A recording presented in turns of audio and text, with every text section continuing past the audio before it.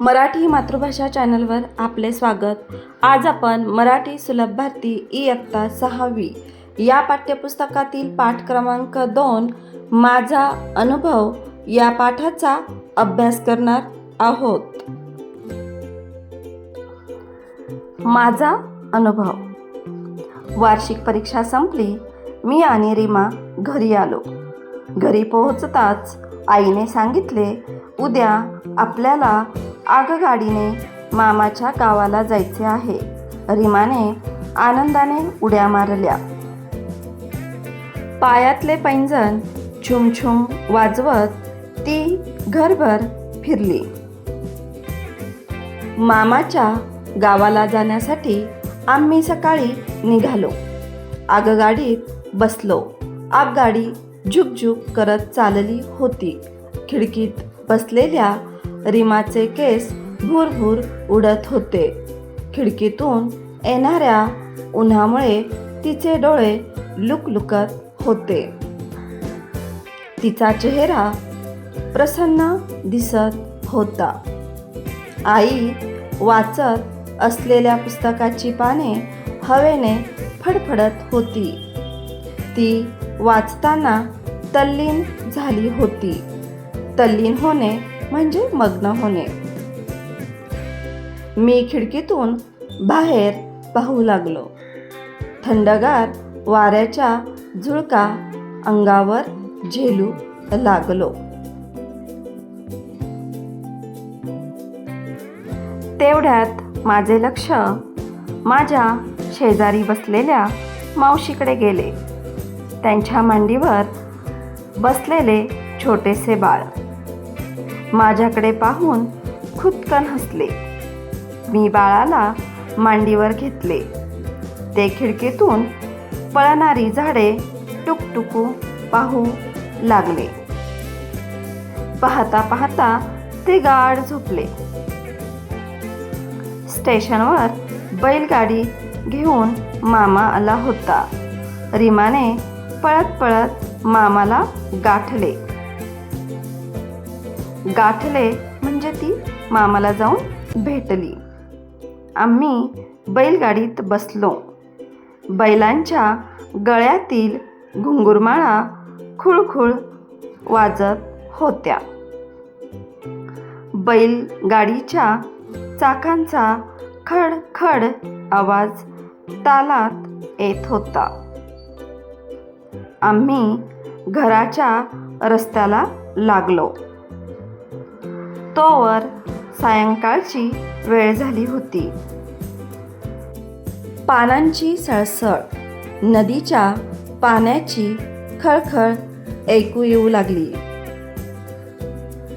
म्हणजेच झाडाच्या पानांचा सळसळ आवाज आणि नदीच्या पाण्याचा खळखळ आवाज येत होता. झाडीतील पक्ष्यांची किलबिल, शेतात चरणाऱ्या गायींचे हंबरणे, बकऱ्यांचे बेबे हे सारे वातावरणात मिसळून गेले होते. शेतातली पिके वाऱ्यावर मंद मंद डुलत होती. मन आनंदाने थुई थुई नाचत होते. या ठिकाणी या पाठातील मुलाने सुंदर असं प्रवासाचं वर्णन केलेलं आहे. ज्यावेळेस त्याचे मामा त्याला घरी नेण्यासाठी बैलगाडी घेऊन येतात, तर बैलगाडीने घरी जात असताना त्याने तेथील प्रवासाचं वर्णन या ठिकाणी केलेलं आहे. बैलगाडीत ज्यावेळेस ते बसले त्यावेळेस बैलांच्या गळ्यातील घुंगुरमाळा खुळखुळ वाजत होत्या. चाकांचा खडखड आवाज तालात येत होता. झाडांच्या पानांची सळसळ ऐकू येत होती. नदीच्या पाण्याचा खळखळाट ऐकू येत होता.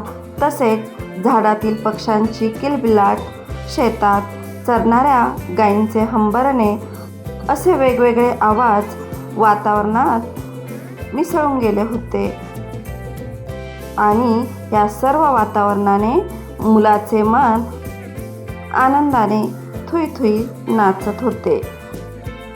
असं प्रवासाचं सुंदर वर्णन या ठिकाणी या मुलाने केलेलं आहे. घरी येताच तोंडभर हसून मामीने आमचे स्वागत केले.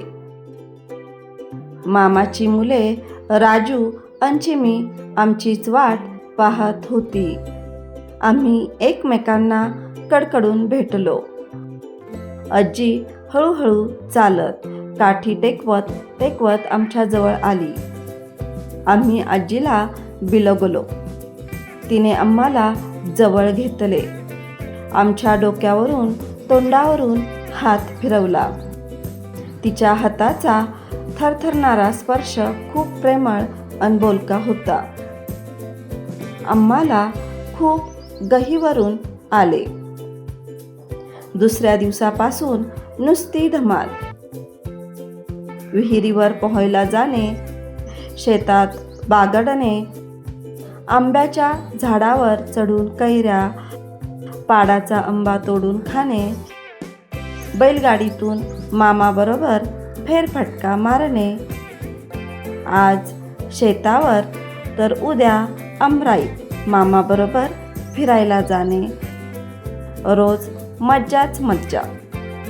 आमची सुट्टी कधी संपली ते आम्हाला समजलेच नाही. आम्ही परत गावी आलो.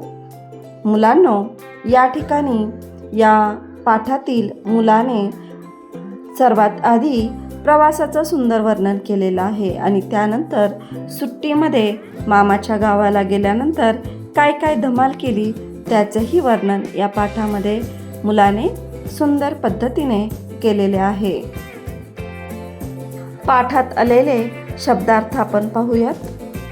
लुकलुकणे म्हणजे चमकणे, तल्लीन होणे म्हणजे दंग होणे, गुंग होणे, कडकडून भेटणे म्हणजे प्रेमाने मिठी मारणे, बिलगणे म्हणजे प्रेमाने जवळ येणे, गही वरून येणे म्हणजे मन भरून येणे, धमाल म्हणजे मज्जा, पाडाचा आंबा म्हणजे अर्धवट पिकलेला आंबा, आमराई म्हणजे आंब्यांच्या झाडांची बाग.